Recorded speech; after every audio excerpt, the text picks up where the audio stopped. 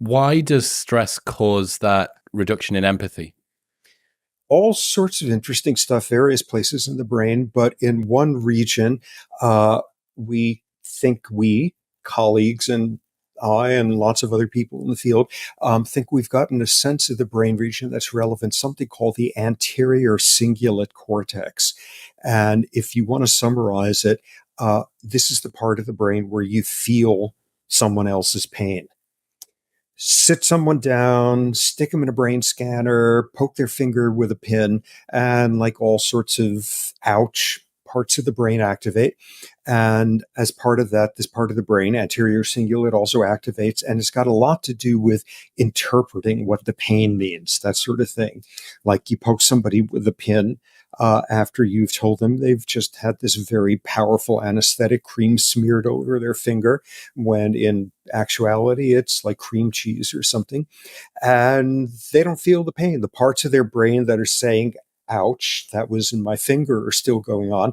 But anterior cingulate has gone silent because you have fallen for a placebo effect. It's about the interpretation of the pain rather than the nuts and bolts features of it. So now stick the person in the brain scanner and don't poke their finger with a pin. Make them watch their loved one have their finger poked. And the painometer brain regions have nothing to say because, like, nobody's doing anything to your fingertip, but the anterior cingulate activates. And neurons there on this very, like, simplistic level can't tell the difference between your pain and someone else's pain.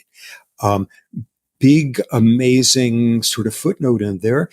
Typically, people suffering from major depression, this part of the brain is overactive.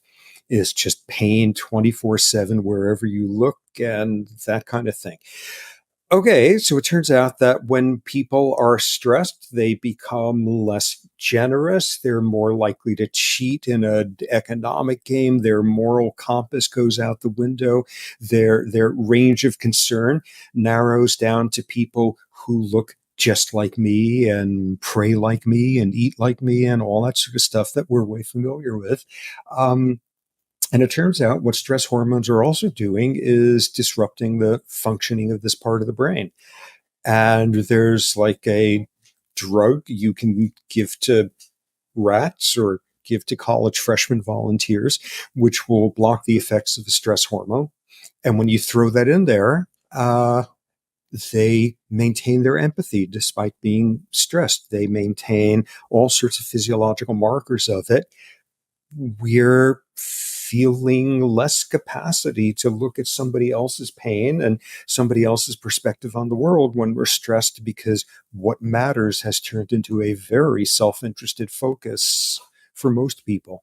So, like, amid stress doing terrible things to your memory and your executive function and judgment and all sorts of stuff, this increasingly strikes me as this is the outpost that's really interesting.